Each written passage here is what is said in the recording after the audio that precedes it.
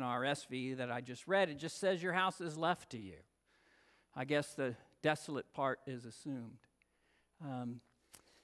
I had planned to have pictures of desolate houses, but then it snowed. And I didn't go.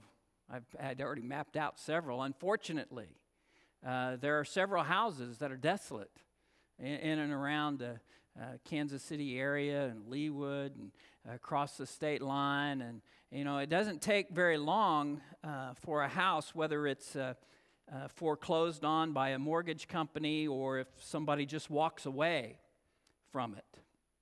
It doesn't take long for a house an empty house, a desolate house, to start crumbling.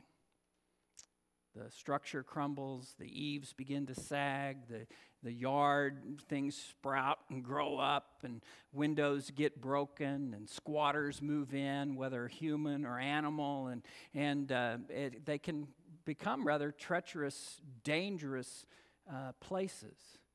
So that whole image of Jesus saying of Jerusalem, your house is desolate, is a powerful image. But in Jesus' day, as well as in our day, a house doesn't always refer to a physical dwelling place. A house also can refer to a family, that a household of people. And unfortunately, families can become desolate as well.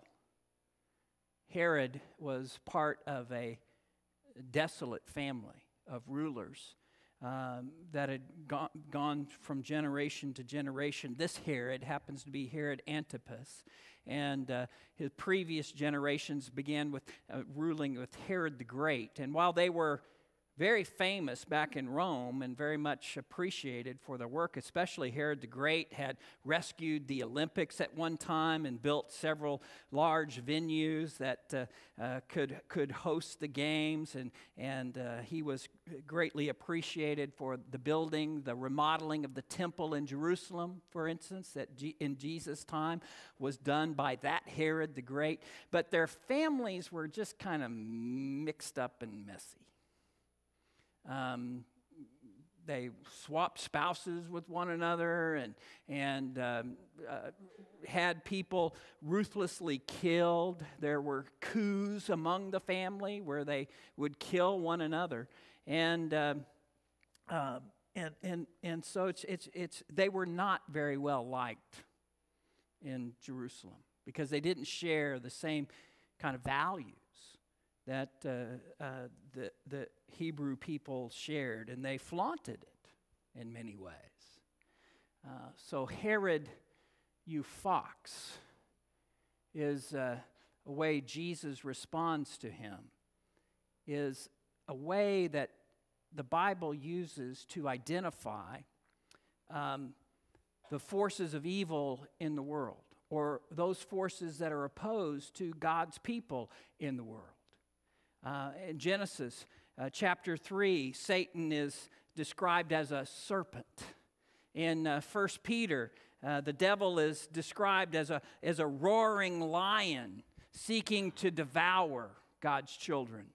And in Revelations, the devil is depicted as a red dragon with 7 heads and 10 horns, rampaging around. So you tell Herod that fox is an identification that Herod also is a desolate house and represents the desolation that comes apart from a relationship that includes God.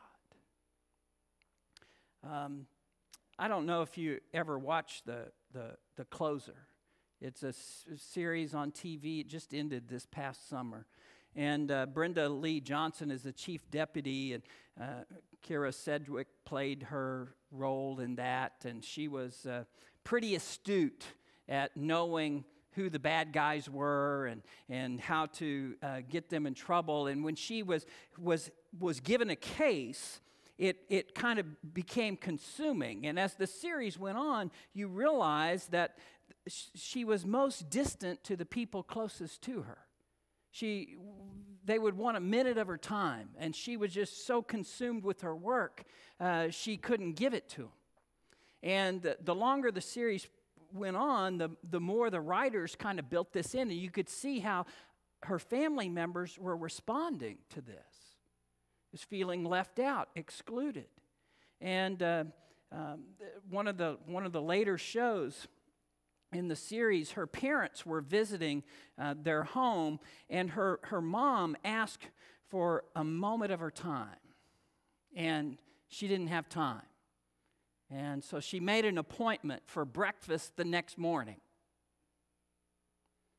So the next morning, she gets up and goes into the guest room where her mom is and tries to wake her up, but her mom has passed away.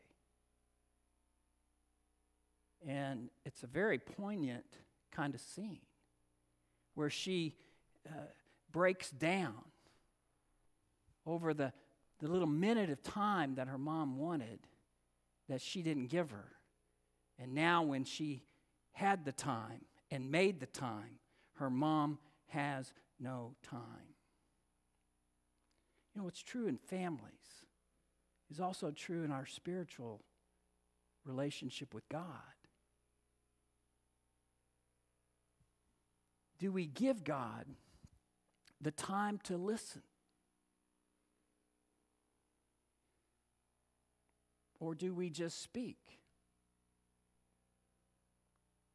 Do we allow the time to listen to what God may be saying to us through the Scriptures, through reflective moments, reflecting back on your life and experiences and where God has been present, where God has been lovingly protecting and caring for you? You know, this series of sermons through Lent, I'm looking at these encounters with Jesus, and this is probably one that I've overlooked most Lents. It's not a very big encounter, and it's kind of a strange Jesus talking, and yet what I'm struck by is that image of the fox. And Jesus saying, like a mother hen, I've longed to enfold you under my wings, to protect you from these forces that are out to devour you, to destroy you, and yet you're unwilling. And so what is Jesus going to do? What any protective, nurturing mother hen would do. He's going to stand up to the fox and protect the unwilling children that will come under his wings. He will still protect them. He will give his life on his terms, not anyone else's. This is the God that Jesus reveals to us. A God who will continue to nurture, protect, and save us, even when we're unwilling to come and be protected. May we know the strength of this love. May we know the grace that is found in him. And may we listen for his voice, guiding and leading. Let's pray. God, we thank you for the image of a mother hen longing to shelter its young in her wings. Lord, help us to see that's who you are for us.